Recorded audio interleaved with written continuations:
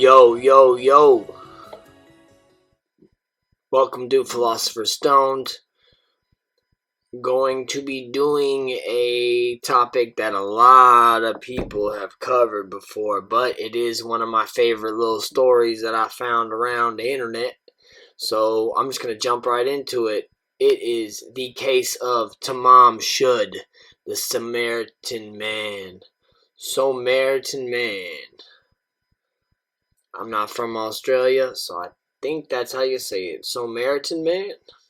On December 1st, 1948, a well-dressed man was seen posted up like he was laying on the beach but fell asleep in Somerton Beach, which is just south of Adelaide, Australia. When someone approached this fella at 6:30 a.m., they found that this dude was in fact dead as fuck.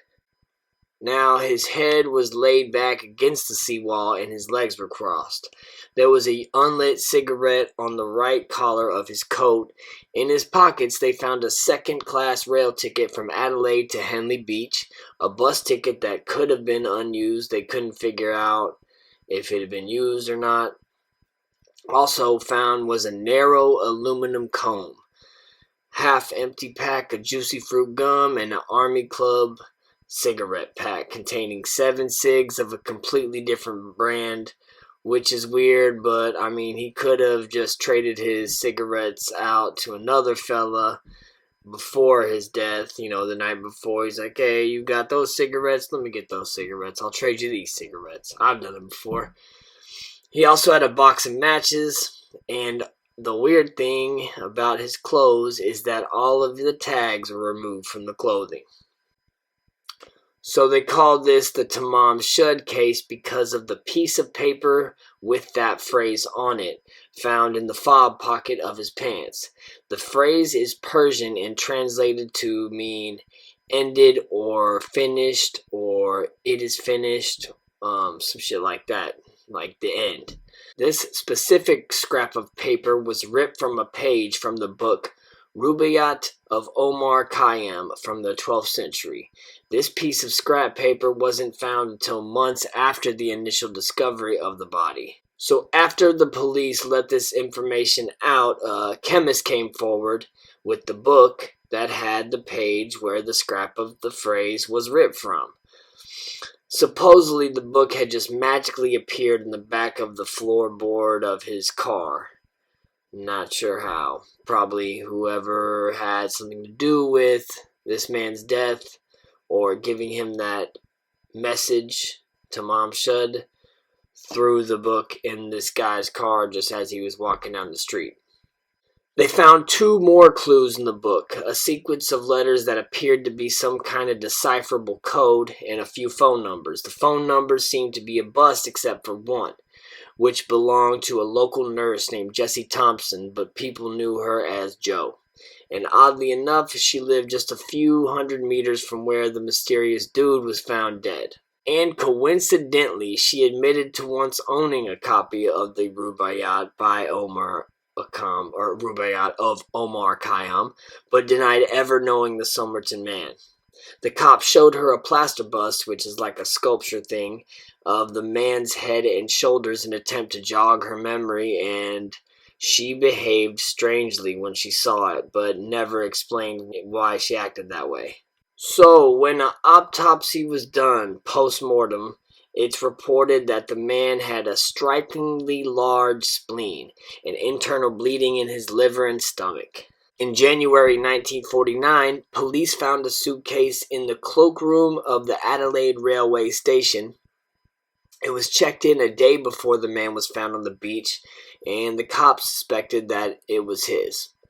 In the suitcase, they found clothes similar to the ones found on the Somerton Man, strangely also with the tags removed, so that's the link there.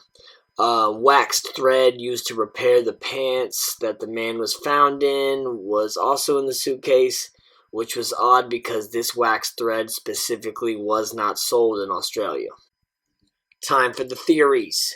We got the spy theory. So people think he was a Soviet spy, which is pretty believable considering the fact that the Cold War was popping off at this time. Following the find of the Somerton Man, the Australian Security Intelligence Organization was founded, and they cracked the fuck down on Soviet espionage under a project called the Venona Project. So could our Somerton Man could be a Boris Doe of some kind? See what I did there, Boris Doe? One of the original Soviet spies in Australia who could have been outed and taken some sort of kill pill so he wasn't forced into interrogation and snitching on his boys or his country. Or was he killed by the Australian government guys because they found out that they had a spy in their midst? We don't know. This would explain the fact that he had internal stomach bleeding.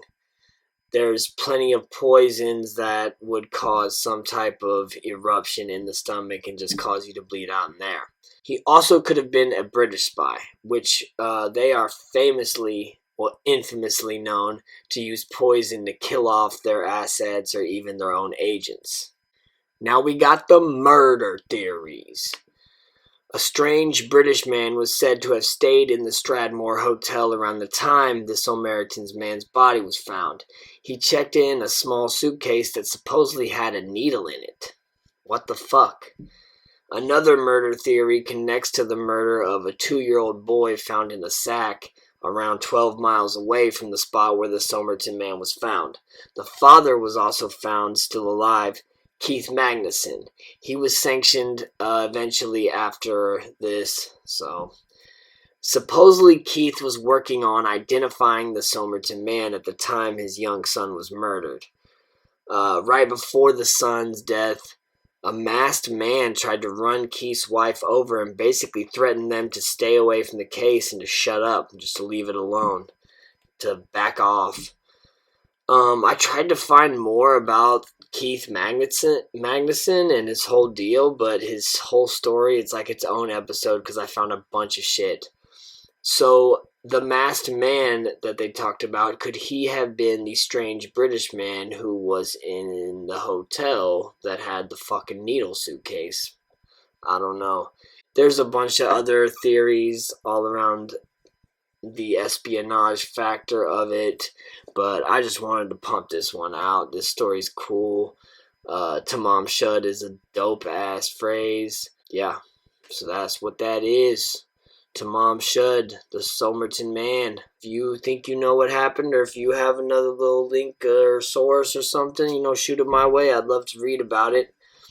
It also could have been aliens. He could have been an alien man, and he just died from breathing in too much oxygen. The alien died from breathing too much oxygen, or smoked too many damn cigarettes. Alien, you can't come to Earth and smoke all our damn cigarettes and expect to live. You're gonna die on the beach. Thank you for watching. This is Philosopher's Stones. Did I say that already? I don't know, man. You know the name, bitch.